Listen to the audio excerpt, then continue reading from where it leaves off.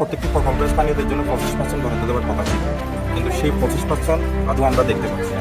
এরা তো রেশন পাচ্ছে, কিন্তু আমাদের স্থানীয় কেউ তো একটা চালের দানাও তো কেউ দিচ্ছে না, কর্মও তো নাই।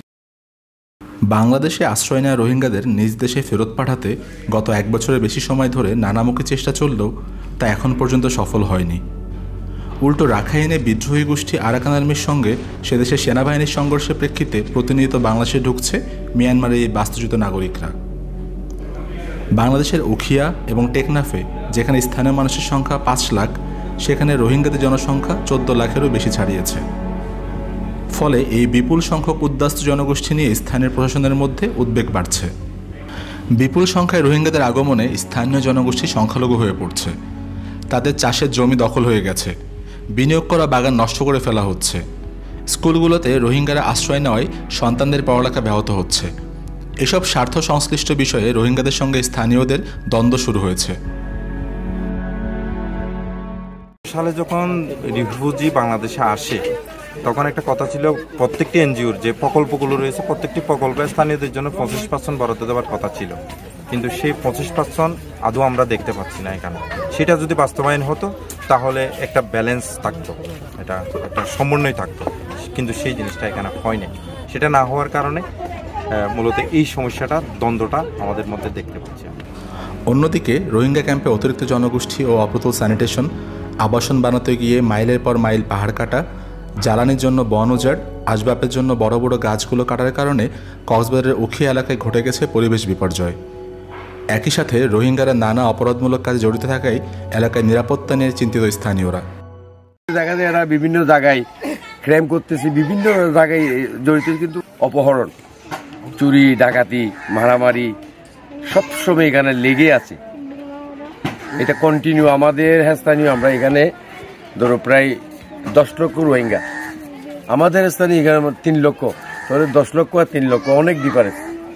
তাহলে তারা আমাদেরকে বিভিন্ন রকমের, এখানে আমরা চাপের মধ্যে অবশ্যই আছি। এটা চাপের মধ্যে মানে বলা যাচ্ছে না, পারতেছি না বাড়িঘর ছেড়ে চলে যেতে, আর পারতেছি না সহ্য করতে। এলাকাবাসীর অভিযোগ, কেবল সরকারের জমিতে বসবাস শুরু করেছে তা নয়, তাদের জমিতেও থাকা শুরু করেছে অনেক রোহিঙ্গা, আর জ্বালানির জন্য উজাড় করছে গাছপালা। স্থানীয় বাংলাদেশি মানুষের যে রোহিঙ্গা ক্যাম্পের আশেপাশে এবং রোহিঙ্গা ক্যাম্পের ভিতরে যে জমি জমাগুলো রয়েছে, সেই জমি জমাগুলো ইতিমধ্যে অনেকটা রোহিঙ্গা ক্যাম্পের দখলেই চলে গেছে বলা যায়। সেখানে বাংলাদেশিরা ক্ষতিগ্রস্ত। ট্রান্সপারেন্সি ইন্টারন্যাশনাল বাংলাদেশ এর গবেষণা বলছে, রোহিঙ্গা অনুপ্রবেশ ও ভূমি দখল স্থানীয় জনগোষ্ঠীকে বিভিন্নভাবে ক্ষতিগ্রস্ত করছে। রোহিঙ্গাদের বাড়তি জনসংখ্যার বিপরীতে প্রয়োজনীয় পণ্যের যোগান না থাকায় দ্রব্যমূল্যের অস্বাভাবিক ঊর্ধ্বগতি, কর্মসংস্থানে রোহিঙ্গাদের ভাগ বসানোর কারণে স্থানীয়দের সুযোগ হ্রাস, যোগাযোগে ব্যয় বৃদ্ধি, শিক্ষা ও স্বাস্থ্যসহ নানাবিধ সেবার স্থবিরতা এর মধ্যে অন্যতম। এদিকে রোহিঙ্গাদের কারণে স্থানীয়দের জীবনমান নিম্নগামী হলেও সরকারি বা আন্তর্জাতিক সাহায্যের অপ্রতুলতা নিয়েও ক্ষোভ করেন স্থানীয়রা। সেই ক্ষতিগ্রস্ত পরিবারগুলোকে একসময় পুনর্বাসনের কথা ছিল, কিন্তু এখনো পর্যন্ত কোনো পরিবার পুনর্বাসন করতে পারেনি। কক্সবাজারের অনেকেই আবাদি জমি ও মৎস্যক্ষেত্রের নিয়ন্ত্রণ হারিয়েছেন। তাদের অনেকেই দিনমজুর হিসেবে কাজ করতে বাধ্য হয়েছেন।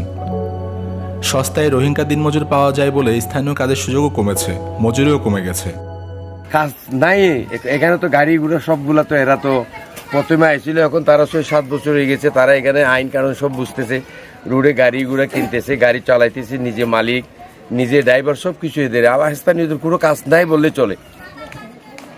নাই, এরা তো রেশন পাচ্ছে, এরা প্রতি মাসে চাউল, ডাল, লবণ ইত্যাদি সব কিছু তাদেরকে ওখান থেকে দিচ্ছে, কিন্তু আমাদের স্থানীয় কেউ তো একটা চালের দানাও তো কেউ দিচ্ছে না, কর্মও তো নাই, কাজও করতে পারতেছে না, কোথায় থেকে খাবে সেটা আমাদের এই যে আমাদের এদিকে অবশ্যই লক্ষ্য রাখতে হবে যে আমাদের এখানে শতকরা 80% লোক অত দরিদ্র, খাওয়ার নাই, কর্ম করে খাইতে হয়, দিন খেটে খাওয়া মানুষ। সেই মানুষের জন্য, সেই লোকটির জন্য অত্যন্ত ঝুঁকিপূর্ণ, নাই নিরাপদ, নাই পেটে খাওয়ার, এই ধরনের সমস্যা। রোহিঙ্গাদের সঙ্গে কাজ করেছেন এমন বিশেষজ্ঞরা বলছেন, রোহিঙ্গাদের কারণে টেকনাফ উখিয়ায় স্থানীয়দের স্বাভাবিক জীবনযাপন যেন ব্যাহত না হয় সেদিকে লক্ষ্য রাখতে হবে। মানসিকভাবে বিপর্যস্ত এই রোহিঙ্গাদের সঙ্গে স্থানীয় মানুষের স্বার্থের সংঘাত হচ্ছে। তারা বলছেন, স্থানীয় জনগণ যদি তাদের মৌলিক অধিকার খর্ব হচ্ছে বলে মনে করেন, তাহলে রোহিঙ্গাদের সঙ্গে তাদের স্বার্থের সংঘাতে লিপ্ত হওয়া অস্বাভাবিক কিছু নয়। সরকার ও আন্তর্জাতিক সংস্থাকে রোহিঙ্গাদের মানবিক সহায়তা প্রদানের পাশাপাশি দ্রুতই স্থানীয় জনগণের সম্পদ ও অধিকার রক্ষায় কাজ করতে হবে। একই সঙ্গে রোহিঙ্গাদের দ্রুত ফিরিয়ে নিতে মিয়ানমারের উপর চাপ প্রয়োগ করতে হবে।